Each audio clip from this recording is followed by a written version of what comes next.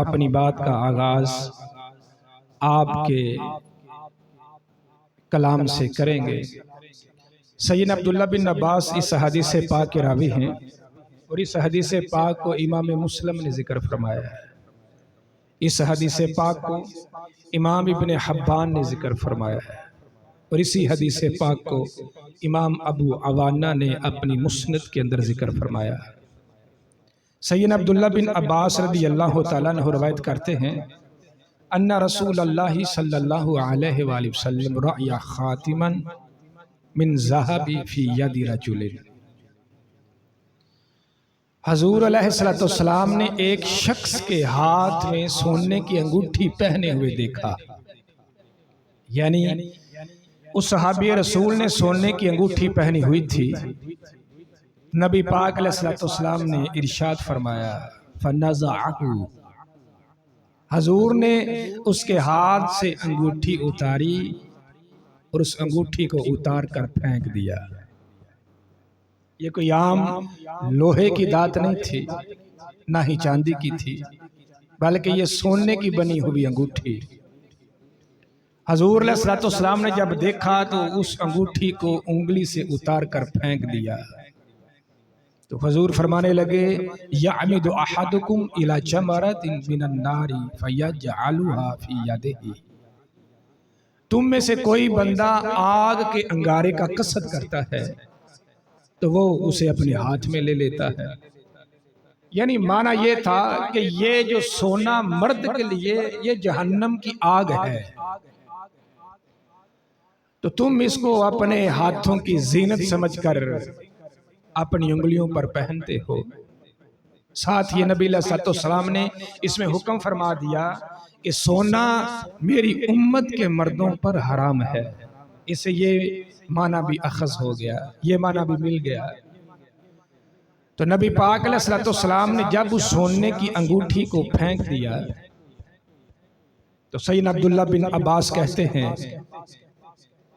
फ़क़ील लिरजुली बअदमा ज़हब रसूलुल्लाह सल्लल्लाहु अलैहि वसल्लम।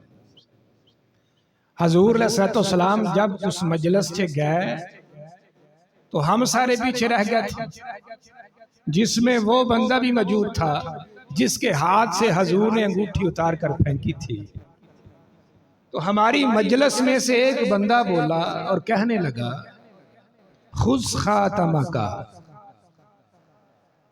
अपनी अंगूठी को पकड़ लीजिए, यानी अपनी रिंग को ले लीजिए।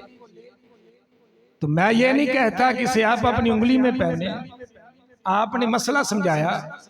तो वो जो शख्स सा कहने लगा, इंतफ़ी बिही, यानी इसको बेच कर इसके पैसों से नफा हासिल कर लें। दो मसले इस हदीस पाक से मालूम हुए।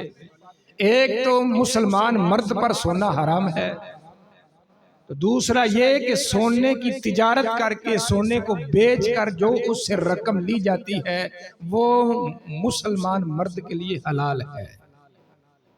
यानी बज़ाहिर वो सोने को पहन नहीं सकता, लेकिन उसको बेचकर उसकी खरीदो फरोख्त इंसान कर सकता है, उसका पैसा इस्तेमाल कर सकता है, उसके पैसे से नफा हासिल कर सकता है।